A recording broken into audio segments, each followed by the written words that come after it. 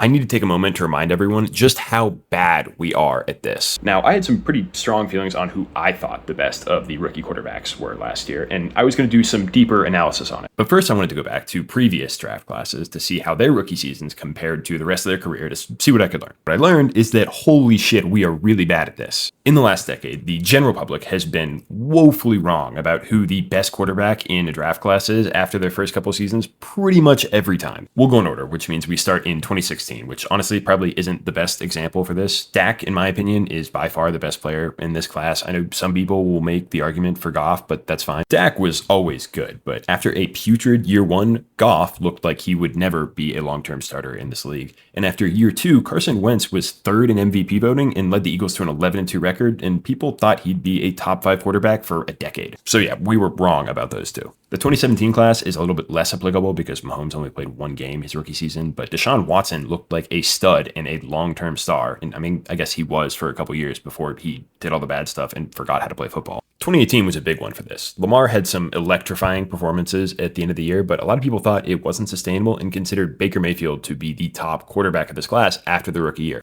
In fact, this CBS redraft after year one had Baker 1, then Darnold 2, Allen 3, and then Lamar 4. The Lamar bit is crazy, but Josh Allen was legitimately pretty bad as a rookie. And then we'll skip 2019 because honestly, I still don't know who's better between these guys. And then in 2020, Herbert lit the league on fire his rookie year, while Burrow and Tua were just kind of okay. I know there are some Herbert truthers out there. I think generally most people put Burrow over Herbert at this point, so I'm chalking up this as another one where we were wrong. 2021 was a big one. Mac Jones was a Pro Bowler and won 10 games, and we thought he was going to be a great longtime starter, whereas Trevor Lawrence was absolutely putrid. Now things have flipped, and Trev is a top 10 guy, and Mac Jones is a backup. In 2022, we were kind of wrong also. Kenny Pickett looked like a potentially adequate long-term starter, whereas Malik Willis looked like he wasn't even going to be good enough to play in the XFL. And now Pickett is kind of bouncing around as a low-end backup, and Malik Willis is a starter in Miami. In 2023, I'm sure we all remember CJ Stroud's breakout rookie year, and now the Texans aren't even sure if they're going to give him a long-term extension. And then finally, in 2024, when Jaden Daniels had that MVP caliber rookie year before a bit of a disappointing last season that was riddled with injuries, and now Drake May was just second in MVP voting, and Caleb Williams took a huge step in year two, and the order may have completely flipped on these guys. So yeah, it might be fun to talk about, but the debate between these guys so early in their careers is quite literally worse than useless. Quarterbacks are more entangled to the players and coaches around them than pretty much any position in any other sport. So trying to rank them so early in their careers is completely pointless,